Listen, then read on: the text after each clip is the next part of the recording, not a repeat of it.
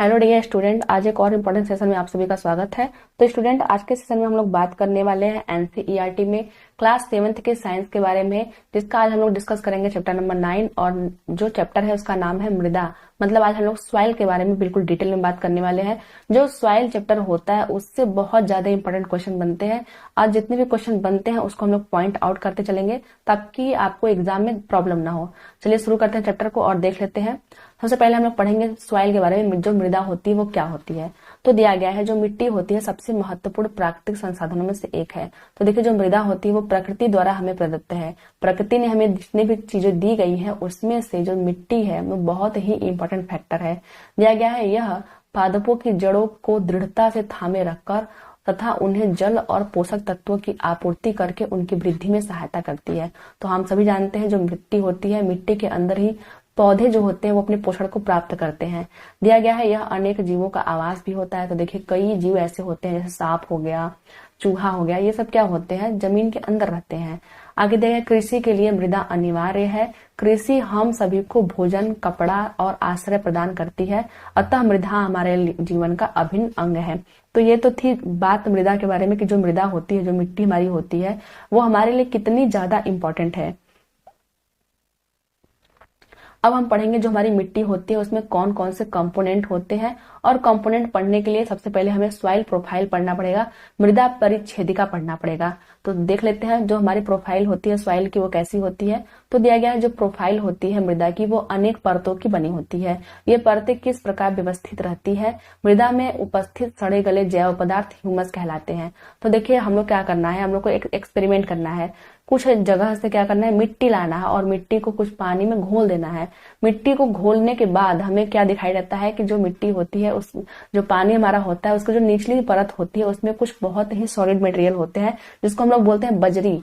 उसके ऊपर क्या होता है, बालू होता है, उसके ऊपर मृत्तिका होती है, फिर जल होता है और ह्यूमस होता है। अब देखिए, ये जो फिगर है वो काफी इंपॉर्टेंट है क्योंकि क्वेश्चन क्या पूछा गया था, क्वेश्चन इसका सीक्वेंस पूछा गया था। जब हम लोग मिट्टी को लाते हैं उसको घोलते हैं तो किस सीक्वेंस में जो मिट्टी होती है वो जमती है। तो पहले नंबर पे कौन आएगा, बजरी आएगा, दूसरे नंबर पे बालू आता है, तीसरे नंबर पे मृत्तिका आती है, चौथे नंबर पे जल आता है और पांचवें नंबर पे ह्यूमस आता है। तो हमें ये सीक्वेंस याद रखना है क्योंकि यही सीक्वेंस एग्जाम में पूछता है। अब देखिए, एक क्वेश्चन और बनता है, ये क्या करेगा, जो जल होता है जल को ऊपर कर देगा और ह्यूमस को नीचे कर देता है। अब इससे हम लोग कंफ्यूज हो सकते हैं कि जो जल होता है वो तो हल्का होता है काफी ज्यादा, और जल में ही चीजें घुली हुई है तो जल सबसे ऊपर रहेगा। लेकिन हमें याद करना है कि जो जल होता है वो ह्यूमस से नीचे होता है। जो ह्यूमस होता है वो क्या होता है, सड़े गले जैव पदार्थ होते हैं जिनको हम लोग ह्यूमस बोलते हैं। यहाँ पे दिया गया है मृदा में उपस्थित सड़े गले जैव पदार्थ ह्यूमस कहलाते हैं। जितने भी हम लोग के जो फसल होते हैं, जो उनके वेस्ट मटेरियल होते हैं, सड़ने गलने के बाद वो ह्यूमस का निर्माण करते हैं। जो ह्यूमस होती है वो काफी ज्यादा उपजाऊ होती है। देख लेते हैं आगे। पवन, जल और जलवायु की क्रिया से सैलों, चट्टानों के टूटने पर मृदा का निर्माण होता है। देखिए, जो मृदा का निर्माण होता है वो चट्टानों से ही होता है। चट्टानों पे क्या होता है, जो हवा होती है उसका क्रिया होता है, जो जल होता है, जो जलवायु होती है उसकी क्रिया के द्वारा जो चट्टान टूटते हैं उसी के द्वारा जो होता है मृदा का निर्माण होता है। यह प्रक्रम अपक्षय कहलाता है। देखिए, अपक्षय और अपर्दन दो चीजें होती हैं। अपक्षय मतलब टूट करके उसी स्थान पे ले जाना। सपोज करते हैं सॉइल हमारी है, ये जब टूटती है, कई स्थान पे टूटती है, तो अगर उसी जगह पे गिरती है तो उसको हम लोग बोलते हैं अपक्षय। जो गिरा हुआ जो भाग अगर एक स्थान से दूसरे स्थान तक जा रहा है तो उसको हम लोग बोलते हैं अपर्दन। आप लोग इसको याद रखिएगा। देख लेते हैं आगे। किसी मृदा की प्रकृति उन सैलों पर निर्भर करती है जिससे इनका निर्माण हुआ है। अब देखिए, जो हमारी मिट्टी है जिस प्रकार से चट्टानों से निर्मित हुई रहेगी तो उसमें क्या होती है, जो उसके कैरेक्टर होते हैं वो उसी पर निर्भर करते हैं। उसकी जो प्रकृति होती है उन पत्थरों पर निर्भर करती है जिससे वो बनी हुई है, दिया गया है। और यह उन वनस्पतियों की किस्मों पर निर्भर करती है जिसमें ये उगते हैं। तो देखिए, जो मिट्टी होती है उसमें कई किस्म के जो पौधे होते हैं वो उगते हैं। तो क्या हम लोग जानते हैं जो स्पेसिफिक मृदा होती है कुछ स्पेसिफिक फसलों को पैदा करने के लिए जरूरी होती है। दिया गया है मृदा की विभिन्न परतों से गुजरती हुई ऊर्ध्वाधर काष्ठ मृदा परिच्छेदिका कहलाती है। जब भी हम लोग सॉइल को बिल्कुल सीधे सीधे कट करते हैं, इस प्रकार से कट करते हैं, तो ये क्या कहलाती है, मृदा परिच्छेदिका कहलाती है, सॉइल प्रोफाइल कहलाती है। अब हम लोग देख लेते हैं एक फिगर जिसमें मिट्टी को काटा गया है बिल्कुल सरफेस से। तो देखिए, यहाँ पे दिया गया है प्रत्येक परत स्पर्श, रंग, गहराई और रासायनिक संगठन में भिन्न होते हैं। तो जितने भी आपको परत दिखाई दे रहे हैं, चाहे ए संसदीय स्तर हो, चाहे बी संसदीय स्तर हो, चाहे सी स्तर हो, वो क्या है, सभी अलग अलग आपको दिखाई दे रहे हैं। तो देखिए यहाँ पे क्या है, पौधे हैं, पौधे की जड़ें यहाँ तक आई हुई हैं। यहाँ पे क्या है, कुछ आपकी मिट्टी दिखाई दे रही है, उसके बाद चट्टान शुरू हो गए हैं, और जो आपका नीचे है आधार स्थल वो बिल्कुल चट्टानी है। तो पढ़ लेते हैं हम लोग आगे। तो यहाँ पे दिया गया सबसे ऊपर वाली संस्तर स्थिति सामान्यतः गहरे रंग की होती है। अब देखिए गहरे रंग की क्यों होती है, क्योंकि ये जितने भी स्तर हैं वो क्या है, रंग में और गुणवत्ता में अलग अलग हैं, तो ये गहरे रंग की होती है। अब गहरे रंग की क्यों होती है, क्योंकि इसमें ह्यूमस होता है, क्योंकि यह ह्यूमस और खनिजों से समृद्ध होती है। अब आपसे पूछेगा क्वेश्चन कि जो ह्यूमस और खनिज होते हैं वो किस परत में पाए जाते हैं, तो हम लोग बोलेंगे जो संस्तर ए होता है उसमें पाए जाते हैं। दिया गया ह्यूमस मृदा को उर्वर बनाता है। जैसे मैंने आपको पहला बताया कि जो ह्यूमस होता है वो काफी ज्यादा उपजाऊ होता है और पादपों को पोषण प्रदान करता है। यह परत समानतः मृदु होता है, मतलब बहुत ही मुलायम होता है। सरंध्र होता है, मतलब इसमें बहुत सारे होल होते हैं, बहुत सारे छेद होते हैं, और अधिक जल को धारण करने वाला होता है। दिया गया इसे शीर्ष मृदा या ए संस्तर भी कहते हैं। तो हमें याद रखना है कि जो ए संस्तर होता है उसमें क्या होता है, ह्यूमस होते हैं और खनिज होते हैं, क्योंकि ये क्वेश्चन तो यहीं से पूछता है। आगे दिया गया है शीर्ष मृदा कृमियों, कृतकों, छुछुंदरों, भृगुओं जैसे अनेक जीवों को आवास प्रदान करती है। तो हमें ये भी याद रखना है कि जो छुछुंदर वगैरह होते हैं, चूहा वगैरह होते हैं, वो किस संस्तर में रहते हैं। तो हमें दिया रहेगा ऑप्शन ए में संस्तर ए, फिर नीचे दिया गया बी, संस्तर बी दिया रहेगा, फिर सी दिया रहेगा। तो हमें क्या याद रखना है कि संस्तर ए में ये लोग रहते हैं। यहां से भी क्वेश्चन बनता है। आगे दिया गया छोटे पादपों की जो जड़ें होती हैं पूरी तरह से शीर्ष मृदा में ही रहती है। तो जो भी छोटे पादप होते हैं उनकी जो जड़ें होती है वो शीर्ष मृदा मतलब पहले लेयर में होती है। अब शीर्ष मृदा कौन सी है, तो देखिए ये जो है आपकी यहाँ से लेकर यहाँ तक ये आपकी शीर्ष मृदा है। यहीं पे इतनी चीजें पाई जाती हैं। इसमें ह्यूमस भी पाया जाएगा, इसमें जो पौधे होते हैं, जंतु होते हैं, उनके आश्रय भी पाए जाते हैं। तो और क्या होता है, ह्यूमस भी होता है, जो जंतु होते हैं उनके आश्रय भी होते हैं, पौधों की जो जड़ें होती है वो भी इसी स्तर में पाई जाती हैं। आगे देख लेते हैं, शीर्ष मृदा से नीचे की परत में ह्यूमस कम होता है। अब हम लोग लेयर 2 में पहुंच गए हैं। यहाँ पे क्या होती है, ह्यूमस कम होती है लेकिन खनिज अधिक होते हैं। तो आपसे क्वेश्चन पूछेगा कि मृदा में सबसे अधिक खनिज किस परत में पाए जाते हैं, तो हम लोग बोलेंगे बी संस्तर में। जो बी वाला लेयर हमारा होता है उसमें सबसे अधिक खनिज होते हैं। यह परत सामान्यतः अधिक कठोर और अधिक सहत मतलब घनी होती है और बी संस्तर स्थिति या मध्य परत कहलाती है। तो अगर पूछेगा आपसे कि सबसे अधिक खनिज कहाँ होती है, तो हम लोग बोलेंगे बी परत वाले में, बी स्तर वाले में। अगर पूछेगा सबसे अधिक ह्यूमस कहाँ होता है, तो हम लोग बोलेंगे ए संस्तर वाले में। अब पढ़ते हैं सी संस्तर, जो हमारी तीसरी परत होती है उसके बारे में। तो दिया गया तीसरी परत जो होती है वो सी संस्तर कहलाती है, जो दरारों और विद्रोह युक्त सेल के छोटे ढेलों की बनी होती है। मतलब ये जो सी जो स्तर होता है उसमें कुछ दरारें होती हैं और कुछ जो चट्टान के छोटे छोटे टुकड़े होते हैं। दिया गया है इस परत के नीचे आधार सेल होता है। तो जो सी स्तर हमारा होता है उसी के नीचे क्या होता है, आधार सेल होता है। आधार सेल का मतलब ये होता है कि जिस सेल से उस मृदा का निर्माण हुआ है। अगर सेल है मतलब पत्थर है तो ये कठोर भी होता है, जो कठोर होता है और इसे फावड़े से खोदना कठिन होता है। तो अगर आपसे पूछेगा कि सॉइल प्रोफाइल में सबसे कठोर भाग कौन सा होता है, तो आप लोग बोलेंगे जो आधार सेल होता है सबसे कठोर होता है। तो हम लोग फिगर में देख लेते हैं। ये आपका दिया गया है बी संस्तर, जिसमें क्या होती है सबसे अधिक खनिज होते हैं। इसमें क्या होता है, ह्यूमस होता है, ह्यूमस। और इसमें क्या होता है, सबसे अधिक खनिज होता है, खनिज। और जो सी संस्तर होता है उसमें क्या होते हैं, चट्टाने होते हैं, सेल होती है, सेल। और यहाँ पे तो दिया ही गया है आधार सेल।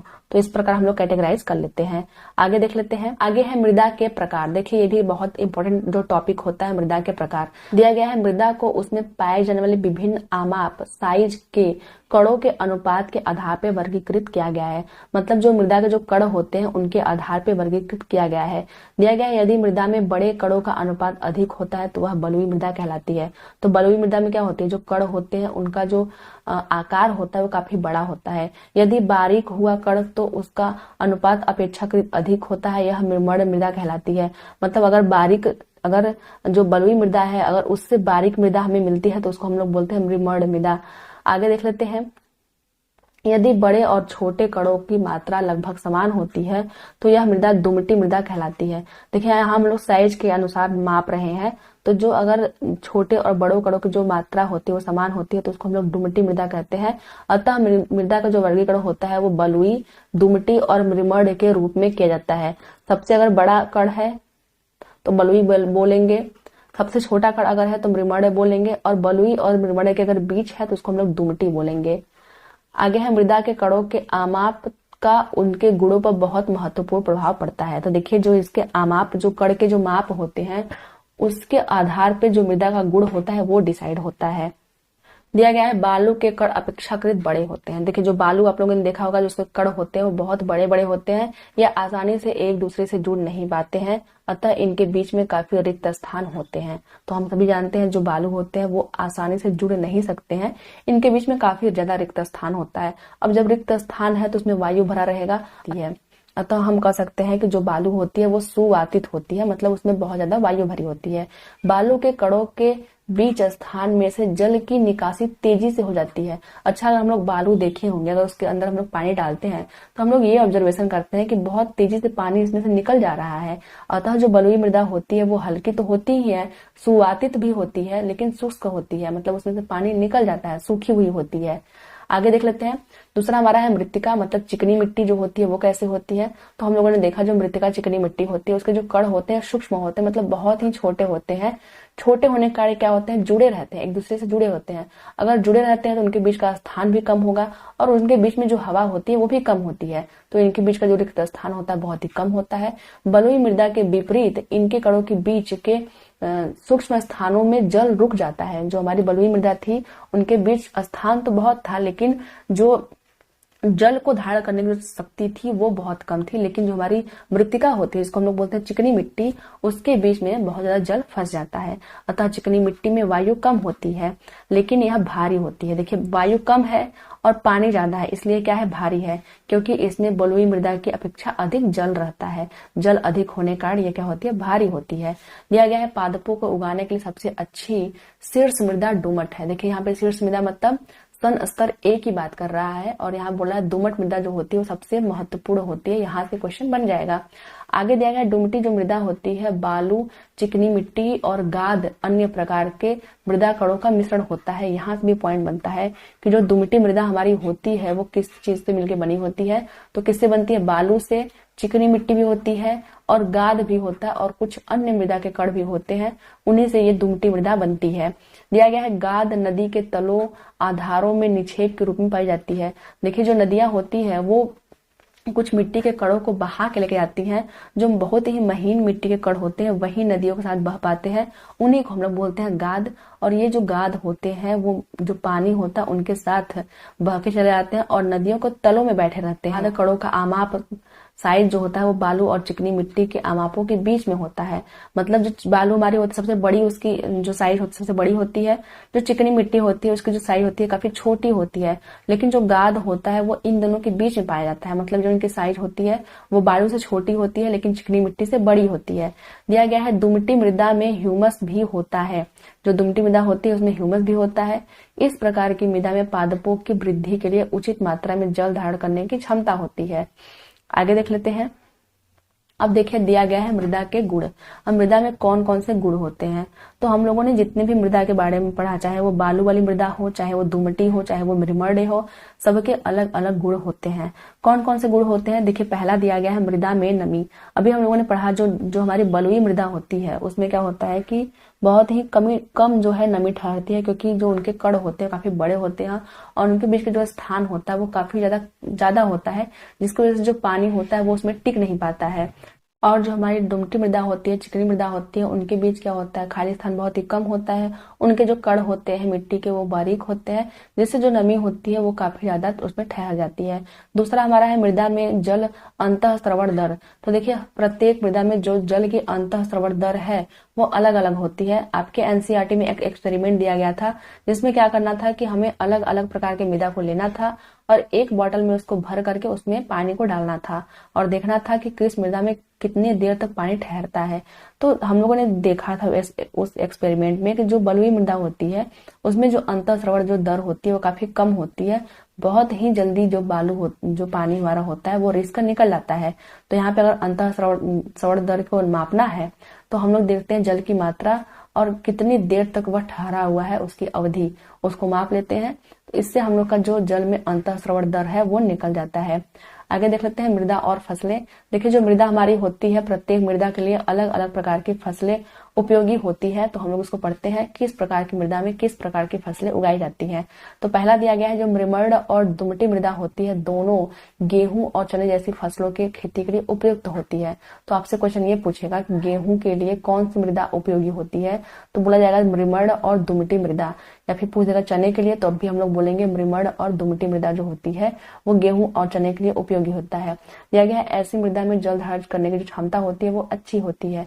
आगे दिया है, धान किस प्रकार की मृदा में पैदा होता है, तो मृत्तिका एवं जैव पदार्थ से समृद्ध मृदा, ऐसी मृदा जिसमें जैव पदार्थ बहुत अधिक मात्रा में पाए जाते हैं, उस प्रकार की मृदा में जो धान होती है वो काफी अच्छी होती है। आगे दिया गया है, ये जो मिट्टी होती है इसमें जल धारण क्षमता अधिक होती है, इसलिए इसको बोलते हैं आदर्श मृदा, इसमें जल धारण की क्षमता अधिक होती है। दिया गया है, मसूर और अन्य दालें, जो मसूर होती है और अन्य जो दालें होती हैं उनके लिए दुमटी मृदा जो होती है वो काफी ज्यादा उपयोगी होती है, जिनमें से जल निकासी आसानी से हो जाता है। तो पूछेगा कि ऐसा कौन सी मृदा है जिसमें से जल जो निकासी है वो आसानी से हो जाता है, तो हमें टिक करना है दुमटी मृदा पे। तो हम लोगों ने ये पढ़ लिया कि जो दालें होती है वो दुमटी मृदा में अच्छे से पैदा होती है। दिया गया जो कपास होती है, देखिए अभी तक तो हमने पढ़ा था जो कपास होती है वो काली मृदा में पैदा होती है, लेकिन आपको ऑप्शन में बलुई दुमट अथवा दुमटी मृदा भी दे सकता है। तो हमें याद रखना है जो कपास होती है वो बलुई दुमट अथवा दुमट मृदा में होता है, जिसमें से जल जो निकासी है वो आसानी से हो जाता है और जो पर्याप्त परिमाण में वायु का धारण करती है। तो देखिए जो आपकी जो कपास है वो काली मृदा के साथ साथ बलुई दुमट मृदा में भी पैदा होती है, इसमें जो जल निकासी की व्यवस्था होती है वो आसानी से हो जाती है और वायु को धारण करने की क्षमता भी बहुत अधिक होती है। आगे देखिए गेहूं जैसी फसल जो होती है वो महीन मृमण मृदा में पैदा होती है, क्योंकि वह ह्यूमस से समृद्ध और अत्यधिक उर्वर होती है। तो हमें ये भी याद रखना है जो गेहूं होती है उनके लिए मृमण मृदा जो होती है वो काफी ज्यादा इंपॉर्टेंट होती है। क्यों होती है, क्योंकि उनमें ह्यूमस और उर्वरता शक्ति होती है वो काफी ज्यादा होती है। आगे दिया गया है मृदा अपरदन, जिसको हम लोग बोलते हैं सॉइल इरोजन, उसके बारे में पढ़ लेते हैं। तो देखिए मैंने आपको दो टर्म बताया था, एक बताया था अपक्षय और एक बताया था अपरदन। अपक्षय मतलब होता है टूट करके अपने ही स्थान पे गिरना, उसको बोलते हैं अपक्षय। और अगर टूटा हुआ जो भी चीजें हैं अगर वो एक स्थान से दूसरे स्थान तक जा रही है तो उनको हम लोग बोलते हैं अपरदन। तो दिया गया है जल, पवन अथवा बर्फ के द्वारा मृदा की ऊपरी सतह का हटना अपरदन कहलाता है। देखिए हटने का मतलब है कि एक स्थान से दूसरे स्थान तक जाना, उसी को हम लोग क्या बोलते हैं, अपरदन बोलते हैं। दिया गया है एक केस अध्ययन, देखिए इसमें कुछ पढ़ना नहीं है, सिर्फ यही बताना है कि जो मिट्टी के बर्तन बनते हैं वो किस प्रकार की मिट्टी से बनते हैं। तो यहाँ पे जब पूछा गया था तो वो बोला था कि हम काली मिट्टी का यूज करते हैं, बर्तन बनाने के लिए क्या करते हैं, काली मिट्टी का यूज करते हैं। तो एक क्वेश्चन ये पूछा गया था कि जो मिट्टी होती है उसमें घोड़े की लीद क्यों मिलाते हैं, जो घोड़ा होता है उसकी लीद क्यों मिलाते हैं। तो इसका आंसर ये दिया गया था कि जो घोड़े की लीद होती है वो जब हम लोग मिला करके मिट्टी से बर्तन बनाते हैं, फिर जब मिट्टी के बर्तन को हम लोग पकाते हैं तो जो घोड़े की जो लीद होती है वो सूख करके जल जाती है, जिससे जो मिट्टी का जो बर्तन होता है उसमें छोटे छोटे छेद हो जाते हैं। इससे क्या होता है, जो वाष्पोत्सर्जन होता है उससे जो सुराही जो पानी होता है वो काफी ठंडा होता है। तो यही बताया गया था। आगे देख लेते हैं, अब पढ़ते हैं क्वेश्चन को। देखिए यहाँ पे दिया गया सैल कणों के अतिरिक्त मृदा में होते हैं, जो सैल कण तो होते ही है, मतलब पत्थर के कण तो होते ही है, साथ में मृदा में कौन कौन सी चीजें होती हैं। तो दिया गया है वायु और जल, तो हाँ देखिए वायु और जल भी होते हैं। दिया गया है जल और पादप, खनिज, जैव पदार्थ, वायु और जल, तो ये भी होते हैं। दिया गया है जल, वायु और पादप, तो सबसे अधिक वाला ऑप्शन है वो ऑप्शन नंबर ग है। जो खनिज होते हैं, जैव पदार्थ होते हैं, वायु और जो जल होते हैं वो मृदा में होते हैं। आगे क्या दिया गया है, जल धारण करने की क्षमता जो सबसे अधिक किसमें होती है, तो बलुई मृदा में, मृमर्ण मृदा में, दुमटी मृदा में, बालू और दुमट के मिश्रण में। तो देखिए जो जल धारण करने की सबसे अच्छी क्षमता होती है वो होती है मृमर्ण मृदा में। ऑप्शन नंबर जो ख हमारा है वो सही हो जाएगा। आगे देख लेते हैं, आगे हम लोग को मिलान करना है, कॉलम ए से कॉलम बी को मिलान करना है। तो देख लेते हैं इसको। तो पहला हमारा है जीवों को आवास देने वाली। तो देखिए जो जीवों का आवास होता है वो सभी प्रकार की मृदा में होता है, तो हम लोग इसको ऑप्शन नंबर 2 से मिलाएंगे। दूसरा हमारा है मृदा की ऊपरी जो परत होती है वो कैसी होती है, तो क्या उसमें बड़े कण होते हैं या फिर गहरे रंग की होती है। तो हम लोग जानते हैं जो मृदा की जो ऊपरी परत होती है उसमें ह्यूमस की बहुत अधिक मात्रा होती है, इसलिए वह गहरे रंग की होती है। तीसरा है जो बलुई मृदा होती है उसको क्या होती है, उसमें जो कण होते हैं वो काफी बड़े होते हैं, इसलिए हम लोग मिलाएंगे बड़े वाले कण से। अगला है मृदा की मध्य परत, जो मृदा की मध्य परत होती है उसमें ह्यूमस की बहुत ही कम मात्रा होती है, इसको हम लोग इससे मिलाएंगे। आगे है मृमर्ण मृदा। तो देखिए जो मृमर्ण मृदा होती है वह सघन छोटे कणों से मिलकर बनी होती है, इसलिए इसमें सबसे अधिक जल धारण क्षमता होती है। तो फ्रेंड्स ये तो थी आज की वीडियो। आई होप कि आज की वीडियो आपको पसंद आई होगी। मिलते हैं फिर किसी वीडियो में, तब तक के लिए धन्यवाद।